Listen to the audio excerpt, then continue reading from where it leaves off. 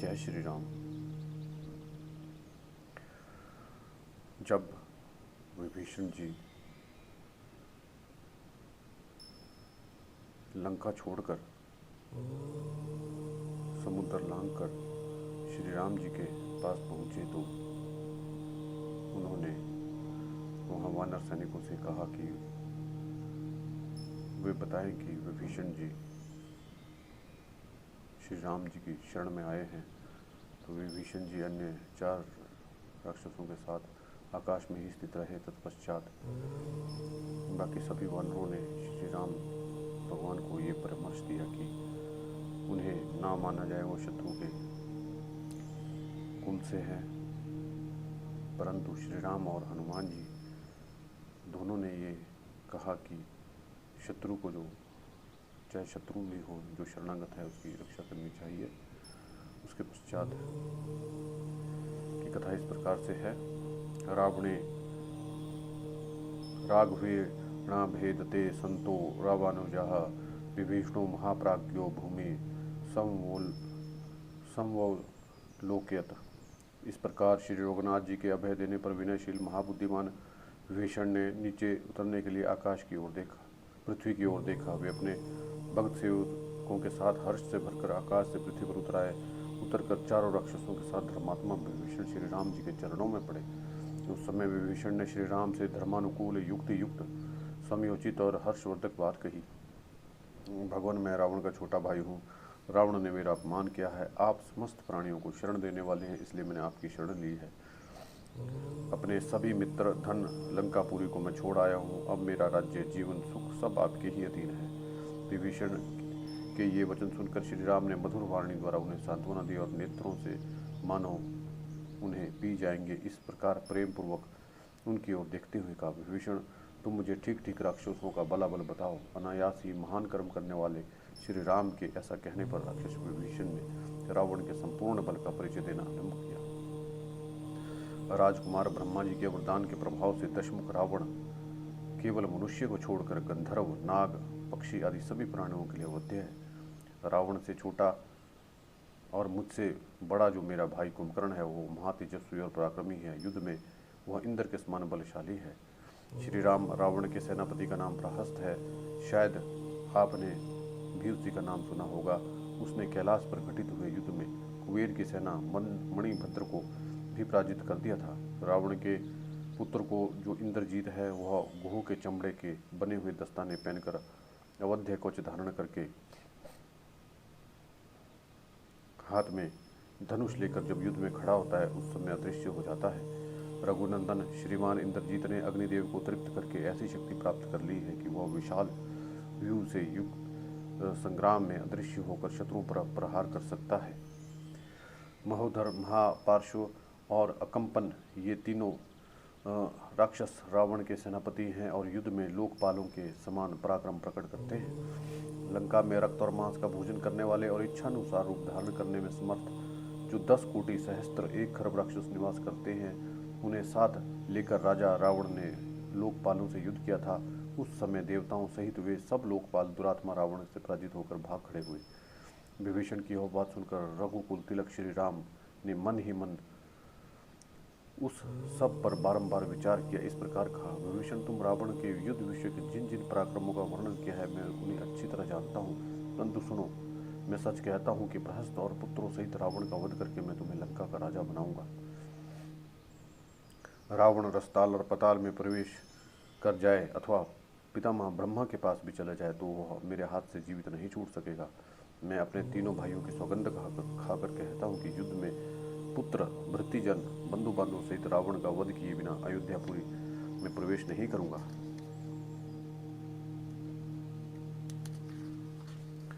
अनायास ही महान कर्म करने वाले श्री राम जी के ये वचन सुनकर धर्मात्मा विभीषण ने मस्तक झुकाकर उन्हें प्रणाम किया और फिर इस प्रकार कहना आरंभ किया, प्रभु, राक्षसों के संहार में और लंकापुरी पर आक्रमण करके उसे जीतने में आपकी यथाशक्ति सहायता करूंगा और प्राणों की बाजी लगाकर युद्ध के लिए रावण की सेना में भी प्रवेश करूंगा। विभीषण के ऐसा कहने पर भगवान श्री राम ने उन्हें हृदय से लगा लिया और प्रसन्न होकर लक्ष्मण से कहा कि दूसरों को मान देने वाले समुद्रानंदन, तुम समुद्र से जल लेकर आओ और उसके द्वारा इन परम बुद्धिमान राक्षस रावण विभीषण का लंका के राज्य पर शीघ्र ही अभिषेक कर दो। मेरे प्रसन्न होने पर यह लाभ मिलना ही चाहिए।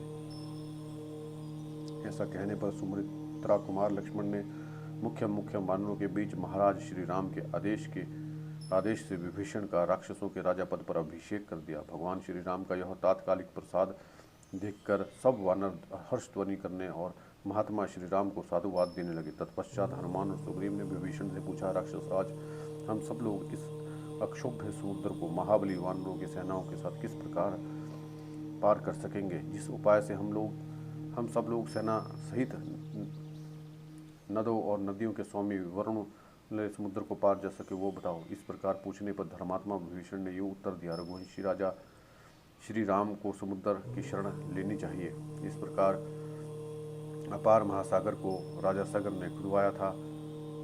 श्री रामचंद्र जी सगर के वंशज है, इसलिए समुद्र को इनका काम अवश्य करना चाहिए।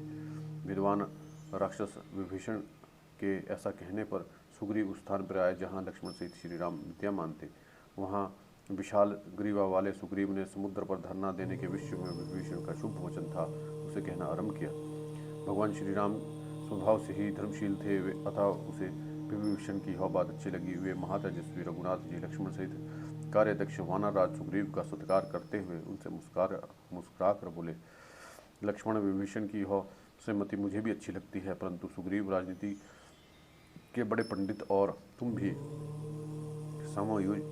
समायोजित सलाह देने में सदा कुशल हो, इसलिए तुम दोनों प्रस्तुत कार्य पर अच्छी तरह विचार करके जो ठीक जान पड़े वह बताओ। भगवान श्री राम के ऐसा कहने पर दोनों वीर सुग्रीव और लक्ष्मण उनसे आदरपूर्वक बोले, पुरुष सिंह रघुनंदन, इस समय विभीषण ने जो सुखदायक बात कही है वह हम दोनों को क्यों नहीं अच्छी लगेगी। इस भयंकर समुद्र में पुल बांधे बिना इंद्र सहित देवता और असुर भी इधर से लंकापुरी नहीं पहुंच सकते, इसलिए आप शूरवीर विभीषण के यथार्थ वचन के अनुसार ही कार्य करें। अब अधिक विलंब करना ठीक नहीं है। इस समुद्र से यह अनुरोध किया जाए कि वह हमारी सहायता करे, जिससे हम सेना के साथ रावण पालित लंकापुरी में जा सके।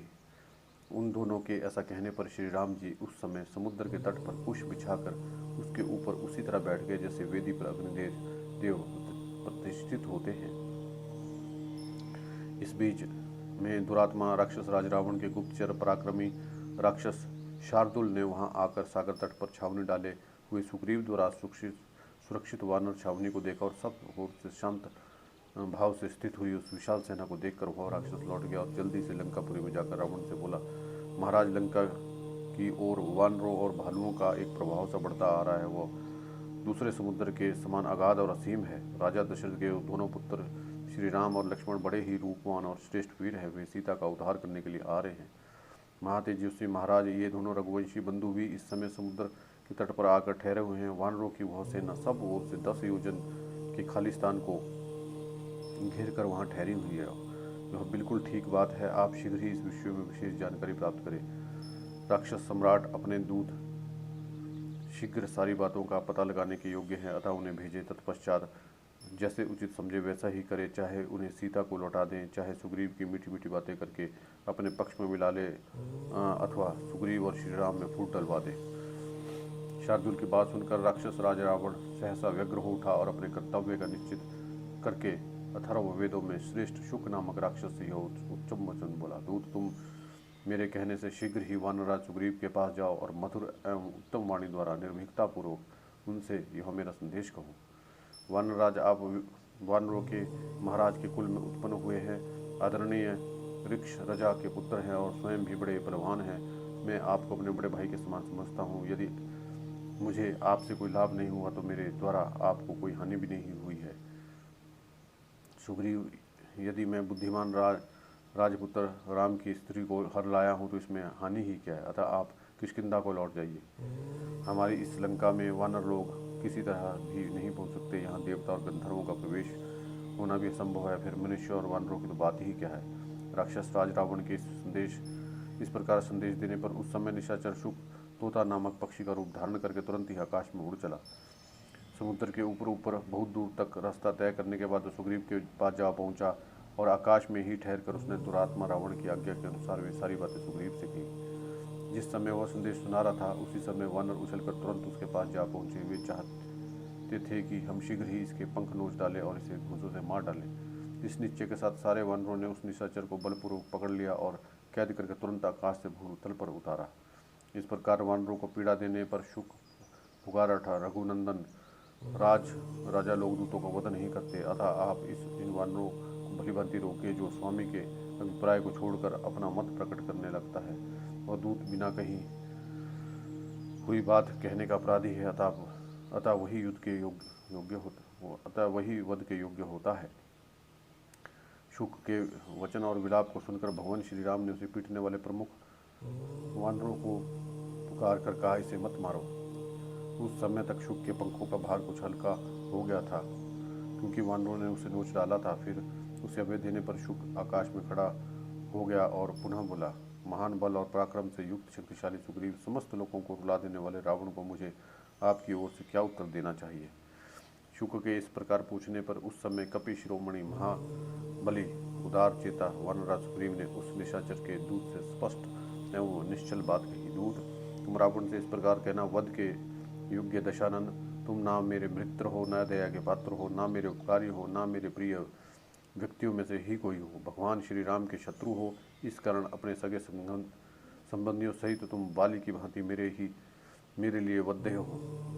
निशाचर मैं पुत्र, बंधु और कुटुंबी जनों सहित तुम्हारा संहार करूंगा और तुम्हारी भारी सेना के साथ आकर समस्त लंकापुरी को भस्म कर डालूंगा। मूर्ख रावण, यदि इंद्र आदि समस्त देवता भी तुम्हारी रक्षा करे तो भी श्री रघुनाथ जी के हाथ से अब तुम जीवित नहीं छूटोगे। तुम अंतर्धान हो जाओ, आकाश में चले जाओ, पाताल में घुस जाओ, अथवा महादेव जी के चरणों का आश्रय लो, फिर भी अपने भाइयों सहित तुम अवश्य श्री राम जी के हाथों मारे जाओगे।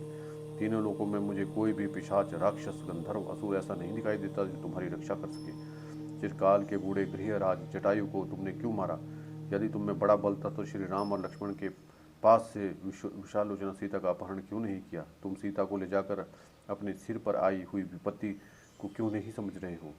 रघुनाथ तिलक श्री राम महाबली, महात्मा और देवताओं के लिए भी दुर्जय है, किंतु तुम उन्हें अभी तक समझ नहीं सके। वे तुम्हारे प्राणों का अपहरण करेंगे। तत्पश्चात वानर शिरोमणि वाली कुमार अंगद ने कहा, महाराज, मुझे तो ये दूत नहीं कोई गुप्तचर प्रतीत होता है।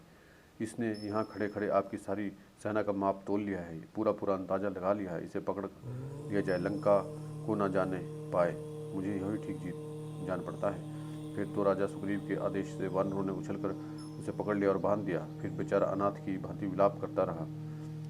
उन प्रचंड वानरों से पीड़ित शुक ने दशरथ नंदन महात्मा श्री राम को जोर से पुकारा, प्रभु, बलपूर्वक मेरे पांखें नोची और आंखें फोड़ डाली जा रही हैं। यदि मैंने प्राणों को त्याग दिया तो जिस रात में मेरा जन्म हुआ है उसी रात में मरूंगा। जन्म और मरण के मध्यवर्ती काल में मैंने जो भी पाप किया है वो सब आपको ही लगेगा। उस समय वो विलाप सुनकर श्री राम ने उसका वध नहीं होने दिया और वानरों से कहा, छोड़ दो, यह दूत होकर ही आया था।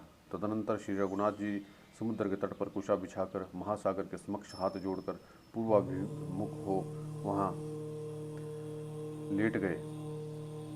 उस समय शत्रुसूदन श्री राम ने सर्प के शरीर की भांति कोमल और वनवास के पहले सोने के बने हुए सुंदर आभूषणों को से सदा विभूषित रहने वाली अपनी एक बाह को तकिया बना रखा था। अयोध्या में रहते समय मातृकोटि के अनेक उत्तम नारियां मणि, सुवर्ण के बने हुए केयूरों तथा मोती के श्रेष्ठ आभूषणों से विभूषित अपने कर कमलों के द्वारा नल्हाए दुल्हाए आदि समय अनेक बार श्री राम ने उस बाह को सहलाते हुए और दबाती थी। पहले चंदन और अंगूर से उनकी बाह की सेवा होती थी। प्रातःकाल के सूर्य किसी कांति वाले लाल चंदन उनकी शोभा बढ़ाते थे। सीताहरण से पहले शयन काल में सीता का सिर उस बाह की शोभा बढ़ाता था और श्वेत शैया पर स्थित एवं लाल चंदन से चर्चित हुई बाह गंगा जल में निवास करने वाले तक्षक के शरीर के भांति सुशोभित होती थी। युद्ध काल में जुए के समान वह विशाल भुजा शत्रुओं का शोक बढ़ाने वाली और सुहृदों को दीर्घ काल तक आनंदित करने वाली थी। सूर्य परंत अखंड भूमंडल की रक्षा का भार उस भुजा पर प्रतिष्ठित होता था। बाई ओर बारंबार बाण चलाने के कारण प्रत्यंचा के आघात से जिनकी त्वचा पर रगड़ पड़ गई थी वह विशाल परिघ के समान सुदृढ़ एवं बलशाली थी तथा जिसके द्वारा उन्होंने सहस्त्र गुणों का दान किया था, उस विशाल भुजा का तकिया लगाकर उदार और गुणों से युक्त महाबाहु श्री राम आज या तो मैं समुद्र के पार जाऊंगा या समुद्र मेरे द्वारा समुद्र का संहार होगा, ऐसा निश्चय करके मौन हो मन, वाणी और शरीर को संयम में रखकर महासागर के अनुकूल करने के उद्देश्य से विधिपूर्वक धरना देते हुए कुशासन पर सो गए। कुछ भूसी हुई जमीन पर सोचकर नियम से असावधान न होते हुए श्री राम वहाँ 3 रातें व्यतीत हो गई थी। इस प्रकार उस दिन वहाँ 3 रात लेटे रहे। नीति के ज्ञाता धर्मवत्सल श्री राम जी सरिताओं के स्वामी समुद्र की उपासना करते रहे, परंतु नियम पूर्वक रहते हुए श्री राम के द्वारा यथोचित पूजा और सत्कार पाकर भी मंदमती महासागर ने उन्हें अपने आदि दैविक रूप का दर्शन नहीं कराया और उनके सामने प्रकट नहीं हुआ। अब अरुण नेत्र प्रांत वाले भगवान श्री राम समुद्र पर कुपित हो उठे और पास ही खड़े हुए शुभ लक्षण युक्त लक्ष्मण से इस प्रकार बोले, समुद्र को अपने ऊपर बहुत बड़ा अहंकार है, जिससे वह स्वयं मेरे सामने प्रकट नहीं हो रहा है। शांति, क्षमा, सरलता, मधुर भाषण, ये जो सत्पुरुषों के गुण हैं, इनका गुणहीनों के प्रति प्रयोग करने से यही परिणाम होता है और वे गुणवान व्यक्ति को भी असमर्थ कर देते हैं। जो अपनी प्रशंसा करने वाला, दुष्ट, धृष्ट, सर्वत्र धावा करने वाला, अच्छे बुरे सब लोगों पर कठोर दंड का प्रभाव करने वाला होता है, उस मनुष्य का सब लोग सत्कार करते हैं। लक्ष्मण, शांति के द्वारा इस लोक में ना तो कीर्ति प्राप्त की जा सकती है, ना ही यश का प्रसार हो सकता है, ना ही संग्राम में विजय प्राप्त की जा सकती है। सुमित्रा नंदन आज मेरे बाणों से खंड खंड हो मगर और मत्स्य सब ओर उतरा कर बहने लगेंगे और उनकी लाशों से इस मकराल्य समुद्र का जल आच्छादित हो जाएगा। यह दृश्य आज अपनी आंखों से देख लो। लक्ष्मण, तुम देखो, यहाँ जल में रहने वाले सर्पों के शरीर, मत्स्यों के विशाल कलेवर और जल हस्तियों के कुंड शुंडदंड किस प्रकार टुकड़े टुकड़े कर डालता हूँ। आज महान युद्ध ठान शंखों और सिपियों के समुदाय, मत्स्यों और मगरों सहित समुद्र को अभी मैं सुखाए देता हूँ। मगरों के निवास भूत यह समुद्र मुझसे क्षमा युक्त देखकर असमर्थ समझने लगा है। ऐसे मूर्खों के प्रति की गई क्षमा को धिक्कार है। सुमित्रा नंदन, सामनीति का आश्रय लेने से यह समुद्र मेरे सामने प्रकट नहीं कर रहा है, इसलिए धनुष और विषधर सर्पों के समान भयंकर बाण ले आओ।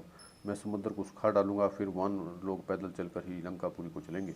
यदि समुद्र को अक्षोभ्य कहा गया है, फिर भी आज कुपित होकर मैं इसे विक्षुब्ध कर दूंगा, क्योंकि इसमें तरंगे सहस्त्रों तंगे उठती रहती है, फिर भी यह सदा अपने तट की मर्यादा में ही रहता है, किंतु अपने बाणों से मारकर मैं इसकी मर्यादा को नष्ट कर दूंगा।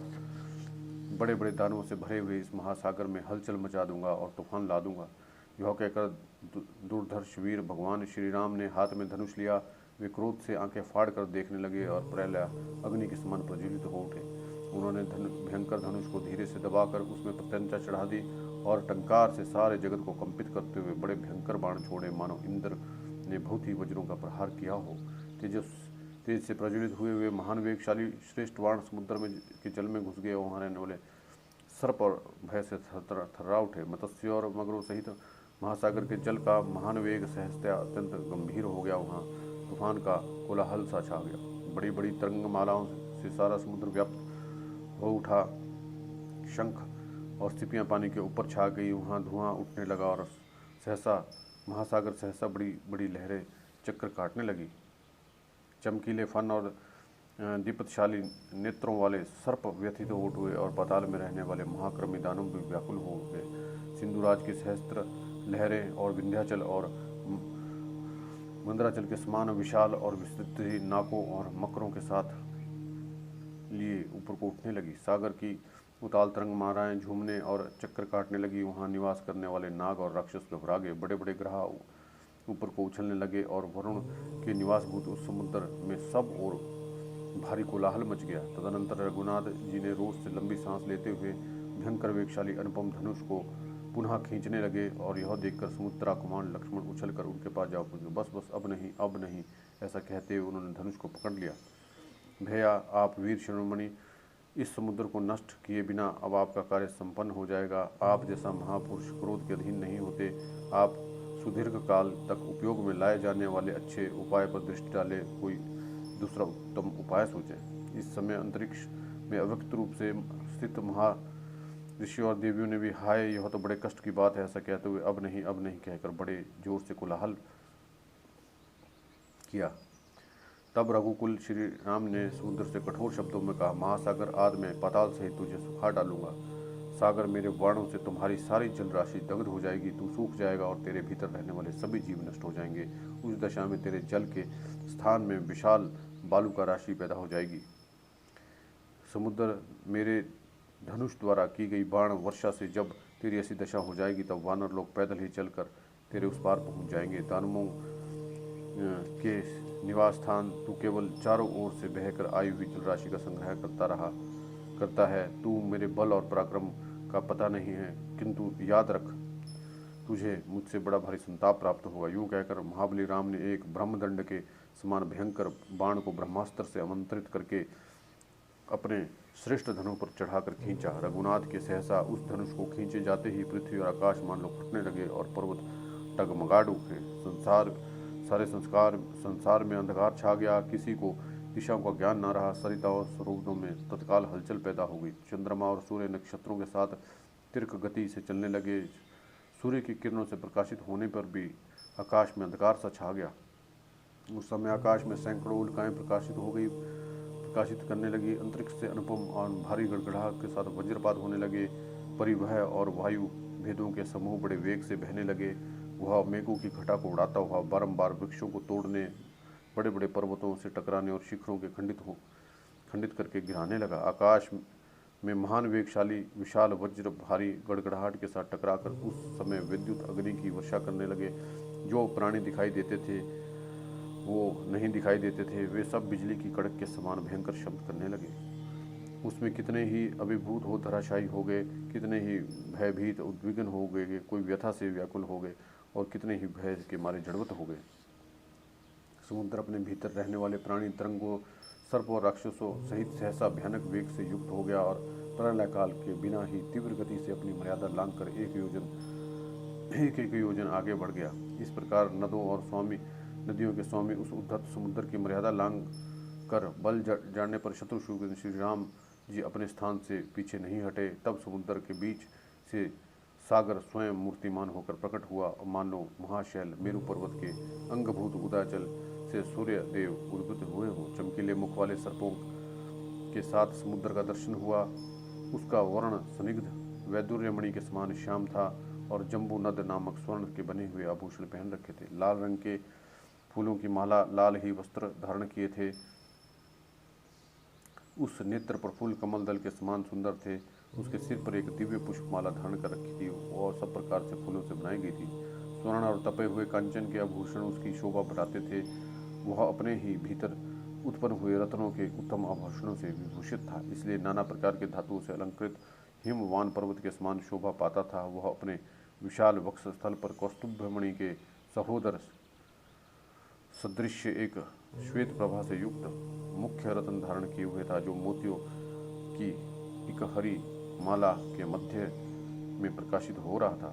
चंचल तरंगे उसे घेरे हुई थी। मेघमाला और वायु से व्याप्त था। वह गदा, सिंधु आदि नदियों सब ओर से उसे घेर कर खड़ी थी। उसके भीतर बड़े बड़े ग्रह उद्भ्रांत हो रहे थे। नाग राक्षस घबराए हुए थे। देवताओं के समान सुंदर रूप धारण करके आई हुई विभिन्न रूप वाली नदियों के साथ शक्तिशाली नदीपथ समुद्र ने निकट आकर पहले धनुर्धर श्री रघुनाथ जी को संबोधित किया, फिर हाथ जोड़कर कहा, सौम्य रघुनंदन, पृथ्वी, वायु, आकाश, जल और तेज ये सर्वदा और स्वभाव में स्थित रहते हैं। अपने सनातन मार्ग को कभी नहीं छोड़ते, सदा उसी के आश्रित रहते हैं। मेरा भी यही स्वभाव है। मैं अगाध और अतः हूँ, कोई मेरे पार नहीं जा सकता।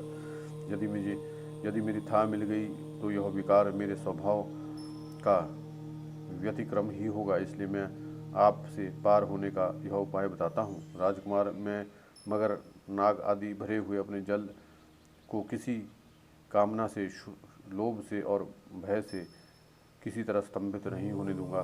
श्री राम, ऐसा उपाय बताऊंगा जिससे आप मेरे पार चले जाएंगे। ग्रह वानरों को कष्ट नहीं देंगे। सारी सेना पार उतर जाएगी। मुझे भी खेद नहीं होगा। मैं आसानी से सब कुछ सह लूँगा। वानरों के पार जाने के लिए जिस प्रकार पुल बन जाए वैसा यत्न मैं करूँगा। जब श्री राम जी ने उनसे कहा, वरुणलय मेरी बात सुनो, मेरा यह विशाल बाण अमोघ है, अब बताओ इसे किस स्थान पर छोड़ा जाए। श्री राम का यह वचन सुनकर उस महान बाण को देखकर महातेजस्वी महासागर ने रघुनाथ से कहा, प्रभु, इस जगत में आप सर्वत्र विख्यात और पुण्यात्मा हैं। उसी तरह मेरे उत्तर की ओर द्रमकुल्य नामक विख्यात एक बड़ा भारी पवित्र देश है। वहाँ आदि और जातियों के बहुत से मनुष्य निवास करते हैं। उनके रूप और कर्म बड़े ही भयानक हैं। वे सब पापी और लुटेरे हैं। हाँ, वे लोग मेरा जल पीते हैं। उन पापाचारियों का स्पर्श मुझे प्राप्त हो रहा है। यह पाप मैं नहीं सहन सकता। श्री राम, आप अपने इस उत्तम बाण को वहीं सफल कीजिए। महामना समुद्र का यह वचन सुनकर सागर के दिखाए अनुसार उसी देश में श्री रामचंद्र जी ने वह अत्यंत प्रज्वलित बाण छोड़ दिया।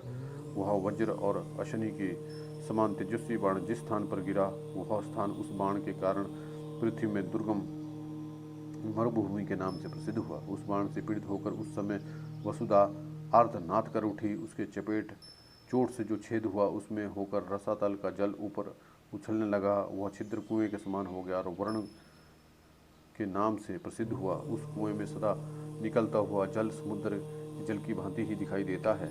उस समय वहां भूमि के विदीर्ण होने का भयंकर शब्द सुनाई पड़ा। उस बाण को गिरा कर वहां के भूतल की कुशी वर्तमान जल को श्री राम ने सुखा दिया। तब वह स्थान तीनों लोकों में मरुकांतर के नाम से ही विख्यात हो गया। जो पहले समुद्र का कुशी प्रदेश था, वह सुखाकर देवोपम पराक्रमी विद्वान दशरथ नंदन श्री राम ने उसे मरुभूमि का वरदान दिया। यह मरुभूमि पशुओं के लिए हितकर होगी। यहाँ लोग कम होंगे। यह भूमि फल, मूल और रसों से संपन्न होगी। यहाँ घी और चिकने पदार्थ अधिक सुलभ होंगे। दूध की भी बहुत बहुतायत होगी। वहाँ सुगंध छाई रहेगी और अनेक प्रकार की औषधियाँ उत्पन्न होगी। इस प्रकार भगवान श्री राम के वरदान से वह मरु प्रदेश इस तरह के बहुसंख्यक गुणों से संपन्न होने के लिए सबके लिए मंगलकारी मार्ग बन गया। उस कुशी स्थान के दग्ध होने से सरिताओं के स्वामी समुद्र ने संपूर्ण शास्त्रों के ज्ञाता श्री रघुनाथ से कहा, सौम्य, आपकी सेना में जो नल नाम का कांतिमान वानर है, साक्षात विश्वकर्मा का पुत्र है। इसके पिता ने वर दिया था कि तुम मेरे समान ही समस्त शिल्प कला में निपुण हो जाओ। प्रभु, आप भी इस विश्व के सृष्टा विश्वकर्मा हैं। इस नल के हृदय में आपका भी बड़े प्रति प्रेम है।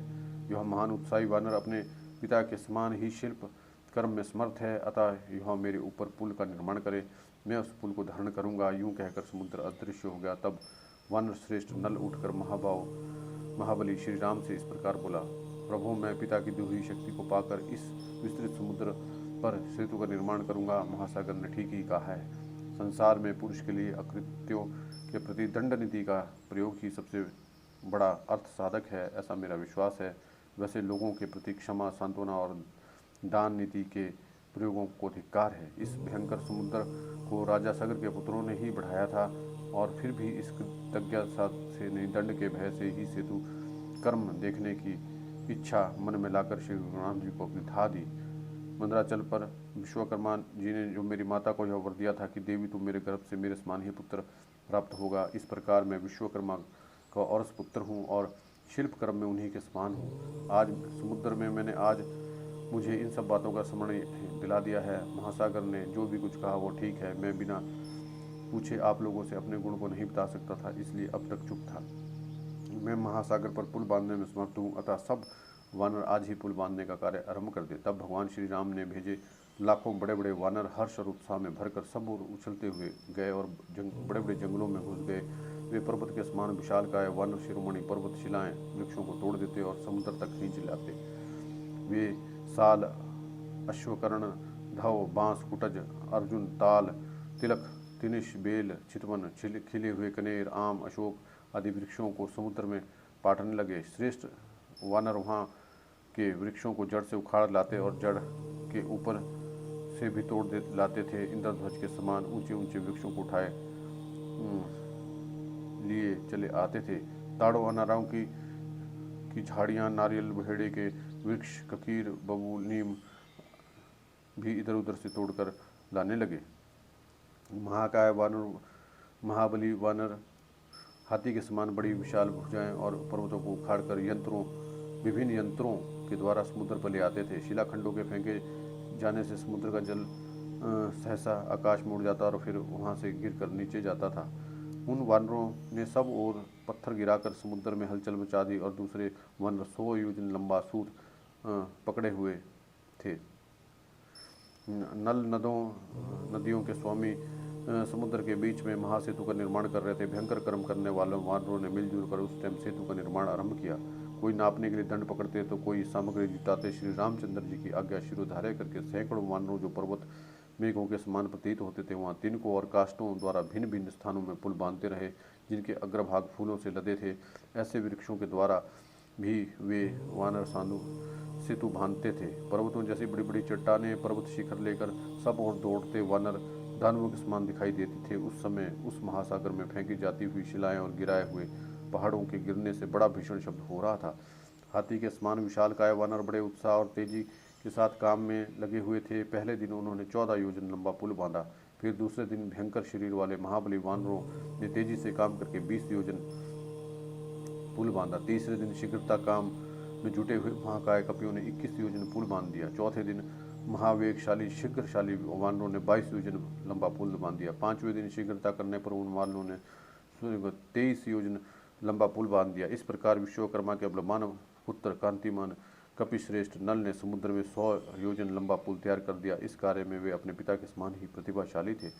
मकराल्य समुद्रों में नल के द्वारा निर्मित हुआ वह समुद्र सुंदर और शोभाशाली सेतु आकाश में स्वाति पथ के समान शोभित होता था। उस समय देवता गंधर्व और ऋषि महर्षि उस अद्भुत कार्य को देखने के लिए आकाश में खड़े थे। नल के बनाए हुए 100 लंबे योजन और 10 योजन चौड़े उस पुल को देवताओं और गंधर्वों ने देखा, जिससे बनाना बहुत ही बड़ा कठिन काम था। जय श्री राम।